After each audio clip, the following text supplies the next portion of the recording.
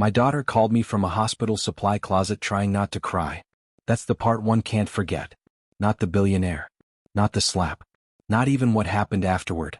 Just my little girl standing in a cramped storage room between boxes of surgical gloves and 4 tubing, pressing one hand against her pregnant stomach while trying to breathe quietly enough that nobody outside heard her breaking apart. Dad. Her voice sounded small. Mia has never sounded small a single day in her life. I sat up immediately in my office chair. What happened? For a second she didn't answer. Then I heard her inhale shakily. A patient's family member hit me. Something inside my chest went cold. Not hot. Cold. The kind of cold men like me understand very well because anger is loud, but dangerous anger goes silent first. Are you hurt? No. What? Parents always know. I looked through my office windows at downtown Atlanta glowing beneath heavy rain while my daughter tried very hard not to cry into the phone. Tell me exactly what happened. Mia exhaled slowly. He thought I delayed his father's surgery on purpose because the VIP wing was backed up. I tried explaining the trauma floor had priority tonight. Her voice cracked slightly. He slapped me in front of everyone. I closed my eyes briefly. How many weeks pregnant are you now? 26. Another silence. Then I asked the only thing that mattered. What's his name? Mia hesitated. Like she already knew something terrible was about to begin. Then quietly she said, Elliot Mercer. The name hit me harder than the slap itself. Because 3 years earlier, I helped make Elliot Mercer a billionaire. People think wealth changes men. It doesn't. It reveals them faster. 3 years earlier, Elliot Mercer was just another ambitious founder with sharp suits, expensive confidence, and a company hemorrhaging cash while pretending otherwise. Mercer Biodyne. Medical logistics. Hospital software. Supply chain automation. Good branding. Terrible leadership. My firm rescued him during a liquidity collapse nobody outside Wall Street ever heard about. $48 million. That's what I quietly authorized after every other investor walked away. At the time, Elliot called me a visionary. Men usually become disrespectful only after they stop needing you. I stood from my desk and grabbed my coat calmly. Mia, I said, where are you right now? Employee locker room. Did hospital security file a report? Pause. Then. No. That answer told me everything. Powerful donors. Expensive hospital boards. VIP pressure. People protecting money instead of staff. Standard American healthcare politics. Did anyone defend you? Mia laughed softly through tears. That hurt worse somehow. There were witnesses, she said carefully. Nobody wanted trouble. Outside my office, my assistant Rachel noticed my expression immediately. She stood as I walked past. Mr. Whitmore? Call Daniel Reeves. Her face tightened slightly. That name only came up during problems worth solving permanently. Tonight? Yes. Rachel hesitated carefully. Legal or private? I buttoned my coat slowly. Both. She nodded once and immediately reached for her phone. By the time I entered the elevator, Daniel was already calling. Former federal prosecutor. Current crisis attorney. One of the few men alive I trusted completely. I answered immediately. What happened? He asked. My pregnant daughter was assaulted during a hospital shift. Silence. Then his voice changed completely. Who? Elliot Mercer. Another pause. Longer this time. Then Daniel said something very interesting. That's unfortunate timing. I stepped into the underground parking garage. What does that mean? Daniel exhaled quietly. Because the SEC raided Mercer Biodyne's accounting department this morning. Suddenly, the night became much more dangerous for Elliot Mercer than he realized. By the time I reached St. Catherine Medical Center, 3 things had already happened. First, Daniel Reeves obtained the preliminary SEC complaint through channels I never ask about directly. Second, my assistant confirmed Elliot Mercer personally donated $18 million to the hospital's new cardiac wing last year. And third, hospital administration suddenly decided filing an assault report against a billionaire donor might create unnecessary complications. That last one didn't surprise me at all. Money makes cowards of institutions faster than individuals. I found Mia sitting alone near the maternity nurse's station with an ice pack pressed lightly against her cheek. The second she saw me, her eyes watered again. Not because she was weak. Because daughters never fully stop becoming children around their fathers. I crouched beside her chair carefully. Let me see. It's not bad. Another lie. Finger-shaped redness still marked the side of her face. My jaw tightened slightly. Mia noticed immediately. Dad. No, I said softly. You don't get to calm me down tonight. For a moment neither of us spoke. Machines beeped softly nearby while exhausted nurses moved through fluorescent hallways pretending not to stare. Then Mia lowered her voice. There's something else. I looked at her. He wasn't drunk, she whispered. That's what scared me. Important detail. Very important. Drunk men lose control. Controlled men choose it. What exactly did he say before he hit you? Mia stared at the floor. He asked if I knew who he was. I felt something ugly settle quietly into place inside my chest. Classic entitlement psychology.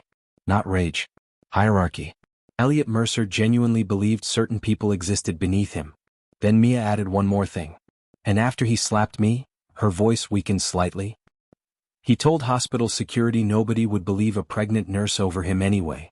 Behind us, a male voice suddenly said, "That's because he's usually right." I stood slowly and turned.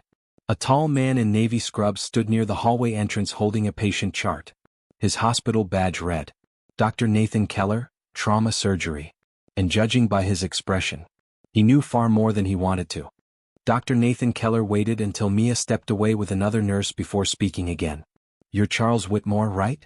I nodded once. Most people recognize the name eventually. My investment group owns stakes in everything from shipping companies to pharmaceutical manufacturing. Usually I hated that. Tonight it became useful. Nathan glanced down the hallway carefully before lowering his voice. Hospital administration already buried the security footage. That caught my attention immediately. How? They locked internal access 20 minutes after the incident. He paused. Standard protocol when wealthy donors become legal risks. I studied him for a moment. You seem unusually willing to discuss this. Nathan gave a tired laugh. My wife's an ER nurse. 8 months pregnant. His expression hardened slightly. So tonight hit a little close to home. Fair enough. He handed me a folded piece of paper discreetly. Unofficial witness list, he said quietly. 7 staff members saw Mercer hit your daughter. I slipped it into my coat pocket. Will they testify? Nathan's silence answered first. Then. Most have student loans bigger than mortgages. He looked frustrated with himself saying it. People protect paychecks when institutions stop protecting them. I respected the honesty. Before I could respond, the elevator doors opened down the hall. 3 men stepped out wearing tailored suits and expensive confidence. Lawyers. Not hospital lawyers. Corporate lawyers. One of them spotted me immediately. Mr. Whitmore, he called politely. Fast. Very fast. Which meant Elliot Mercer already knew exactly who Mia's father was. The lead attorney approached with practiced calm and handed me a cream-colored envelope. I represent Mr. Mercer, he said smoothly. My client would prefer tonight's misunderstanding remain private. Misunderstanding. Interesting word choice. I opened the envelope. Inside sat a settlement agreement. NDA clauses. Confidentiality restrictions. And a check for $250,000. Mia walked back into the hallway just in time to see it in my hands. Her face immediately collapsed with humiliation. That's when I made my decision. Not about revenge. About destruction. I looked up at the attorney calmly. Then I tore the check perfectly in half. The attorney's expression barely changed when I tore the check. Professionals like him train for moments exactly like that. But his eyes? His eyes flicked downward for half a second. Tiny movement. Concern. He understood immediately this situation had just become expensive in ways money couldn't quickly fix. I strongly advise against escalating this emotionally, Mr. Whitmore, he said calmly. I handed the torn pieces back to him. And I strongly advise your client to stop touching pregnant women. That landed harder. The lawyer's jaw tightened slightly. Behind me, Mia whispered, Dad, please? I turned toward her gently. You did nothing wrong. Important sentence. Victims start blaming themselves frighteningly fast when powerful people humiliate them publicly. I wasn't letting that happen to my daughter. The attorney adjusted his cufflinks carefully. Mr. Mercer is prepared to issue a private apology. Private. Of course. Men like Elliot Mercer love private apologies because private apologies protect public reputations. I stepped closer. No, I said quietly. He's going to issue a public one. The attorney's calm finally cracked a little. That's unrealistic. Not after tomorrow. That got his attention. Small pause. Then he asked carefully, Tomorrow? I smiled slightly. Not warmly. Did Elliot forget who funded Mercer Biodine before the IPO? Silence. There it was. Recognition. Most people only knew me as an investor. Very few understood how much damaging information founders willingly hand over while begging for survival funding. I leaned closer. Tell your client something for me. My voice stayed perfectly calm. Tomorrow morning at 9 a.m., I'm calling an emergency shareholder review meeting. The attorney's face lost color instantly. Good. Now he understood. This was never about the slap anymore. That was merely the spark. The real problem for Elliot Mercer was much larger. Because during Mercer Biodine's rescue financing 3 years earlier, I quietly inserted a forensic audit clause into his company agreements. At the time, Elliot signed it without reading carefully. Arrogant men rarely read survival paperwork thoroughly. And tonight, I finally intended to use it. At 8:47 the next morning, Elliot Mercer walked into his company headquarters believing he still controlled the room. You could tell immediately. The confidence. The expensive navy suit. The casual smile for employees pretending not to stare too long.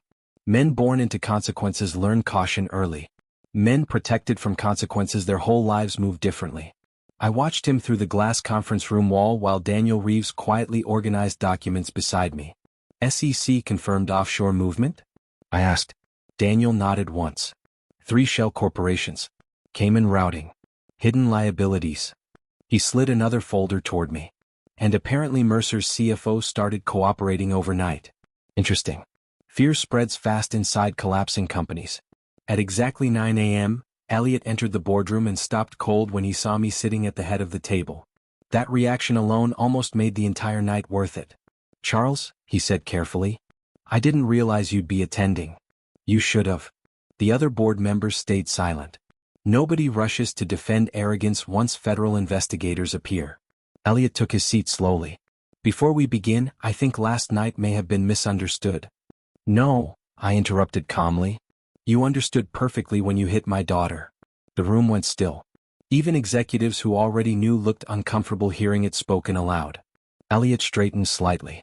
Your daughter became emotional during a high-pressure interaction. Interesting. Not denial. Minimization. Classic narcissist behavior. Daniel Reeves opened a folder quietly beside me.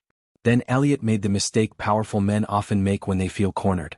He got arrogant too early. With respect, he said coldly, personal feelings shouldn't interfere with billion-dollar business operations. I folded my hands calmly. Agreed. That confused him. Then I slid a thick black binder across the table. For example, I continued softly, my personal feelings had absolutely nothing to do with discovering your accounting fraud. The color disappeared from Elliot Mercer's face instantly. And suddenly every person in that room understood the meeting was no longer about business.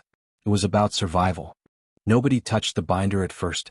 That's the thing about real danger. People recognize it instinctively. Elliot stared at the black cover like it might explode if opened too quickly. Finally he forced a laugh. Too sharp. Too fast. Charles, he said carefully, if this is retaliation over some emotional misunderstanding involving your daughter, open it. His jaw tightened. One of the board members, an older woman named Judith Caro, slowly pulled the binder toward herself instead. Smart woman. Never trust the accused to explain evidence against themselves. Page by page, silence spread around the conference room. Wire transfers. Shell corporations. Internal deleted emails recovered through audit backups. And finally, authorization records carrying Elliot Mercer's direct approval signatures. Daniel Reeves spoke quietly for the first time all morning. The SEC received copies of these documents at 6:12 a.m. Across the table, Elliot's confidence finally began collapsing in real time. He looked toward the board desperately. This is being weaponized because of a personal grudge. Judith didn't even look up from the binder. No, she said coldly.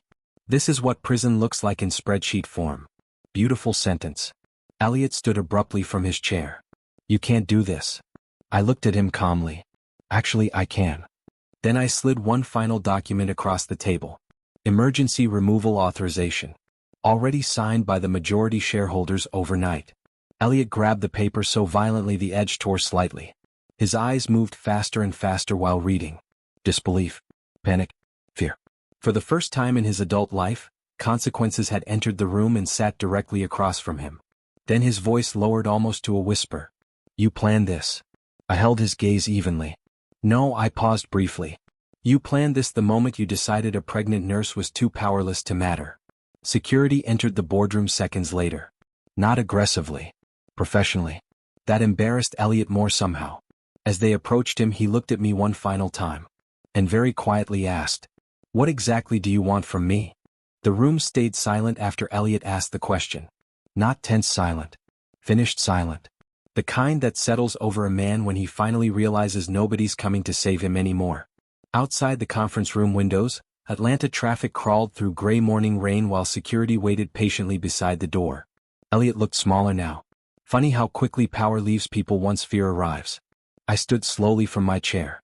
What do I want? I repeated calmly. Elliot nodded once. For a second I thought about saying something dramatic. About fathers. About revenge. About what it felt like hearing my daughter cry inside a hospital supply closet while carrying my grandchild. But men like Elliot Mercer don't learn from speeches. They learn from consequences.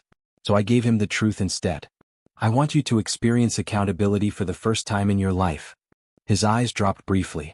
There it was. Shame. Tiny. Late. But real. Daniel Reeves handed another folder toward security.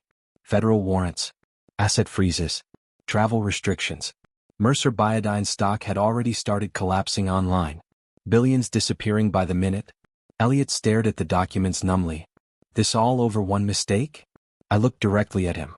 No, my voice stayed calm. This happened because your entire life taught you powerful men could humiliate decent people without consequences. Nobody in the room moved. Then I added the part that finally broke him. My daughter still showed up for her hospital shift this morning. Elliot's eyes closed briefly. Because suddenly he understood the difference between them. One person spent their life building things. The other spent his believing money excused him from humanity. Security escorted him out quietly minutes later. No shouting. No scene. Just the soft sound of a billionaire losing everything one hallway at a time. And somewhere across the city, my daughter was helping save lives again.